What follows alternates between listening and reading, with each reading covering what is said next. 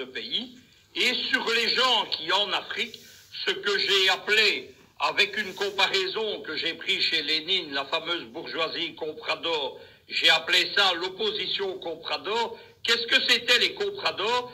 C'était du temps du colonialisme portugais à Macao, des Chinois qui acceptaient la domination coloniale portugaise à condition de garder une part de l'économie et du commerce. Eh bien, on vit la même chose en Afrique. J'ai longuement averti sur qui était Katumbi.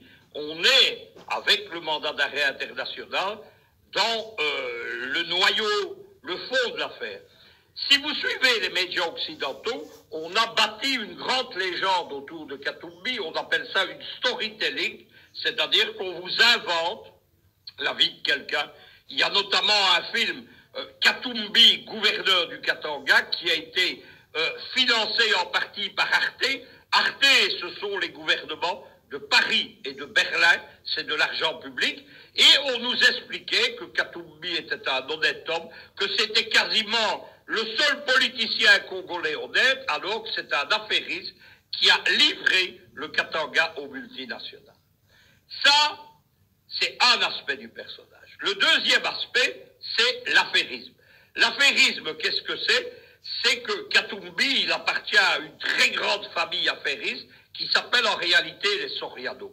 Lorsque vous fouillez dans les dossiers Katumbi, vous voyez qu'il est détenteur de 3 passeports différents, avec 3 nationalités, et que dans ces passeports, il ne porte pas le même nom. Il y a notamment un Moïse Soriano. Qui conclut les contrats? Soriano, Katumbi, Katumbi bis, on ne sait pas très bien. Troisième chose, Katumbi, c'est le choix d'un scénario politique. C'est l'homme qui a été choisi dès les années Obama, le fameux sommet USA-African Leader. Nous sommes à l'été 2014. Il a été choisi comme l'homme qui était chargé de dégager la cible principale de ce qui est devenu le printemps africain, qui était Kabila. Kabila invité au sommet USA-African Leader et qui s'est vu opposé à une conférence de presse à John Kerry, qui était le ministre des Affaires étrangères américain de l'époque, et le but était très simple, c'était d'humilier Kabila, qui a été sous-estimé et qui a compris directement ce qui se passait. Que devait être Katumbi? Katumbi devait être le candidat unique de l'opposition. On a, mais les Américains ont l'habitude de le faire, surestimé sa popularité, et on lui a bâti les moyens de ses ambitions politiques.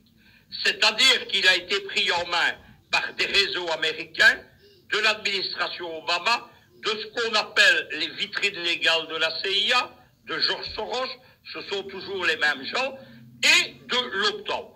Il y a une fondation qui est l'Atlantic Foundation aux États-Unis, c'est la principale fondation de l'OTAN aux USA, c'est elle qui a parrainé Katumbi. Katumbi, qu'est-ce qu'on a fait? On lui a créé tout d'abord une ONG puissante. Wow. Moi j'en avais 3. Le premier mandat, c'était le président Kabila. C'était à la télévision que les Katangais se sont levés. On a dit Mouzé avait un enfant. C'était dans l'intimité, dans l'entourage de Mouzé. On savait qu'il avait un enfant qui s'appelait Joseph. Alors Joseph, ça travaillait beaucoup. Et il voulait avoir quelqu'un qui construise son image ici, comme Katangais et comme fils de Mouzé. Vous pouvez poser la question au président actuel. Le surnom de Kabangé. Il est venu d'où? Quand Sikaï nous a dit qu'il était jumeau, donc on lui a dit ici chez nous, c'est Kumbu et Kabangé, vous êtes pris, il était Kabangé. Vous pouvez vérifier tout ça. Vous pouvez vérifier aussi que les documents de Joseph Kabila signés à l'époque, il n'y avait pas Kabangé. Il y avait quoi? Joseph Kabila. Donc je vous dis pourquoi j'ai été nommé. Je vous dis que j'avais une mission ici de créer avec tous les Katangais la paternité de Joseph. Et ça, c'est une mission que j'ai réussi. Il n'y avait pas d'argent ici, il y avait la guerre. La deuxième mission était une mission sécuritaire. Donc, je le dis, c'est à la télévision. Et si quelqu'un peut me contredire, ou Joseph lui-même, il peut le faire. Mais il m'a donné comme mission, la première mission. Ici à Kinshasa, on dit que je suis rwandais, je suis burundais. Et je voudrais vraiment naître au Katanga. Et c'est ce que j'ai fait. J'ai créé avec mes vice-gouverneurs, avec tout le monde, les Mouyèges et compagnie, les Ronds, les Louba, le Pont. On donne à Joseph son patelin.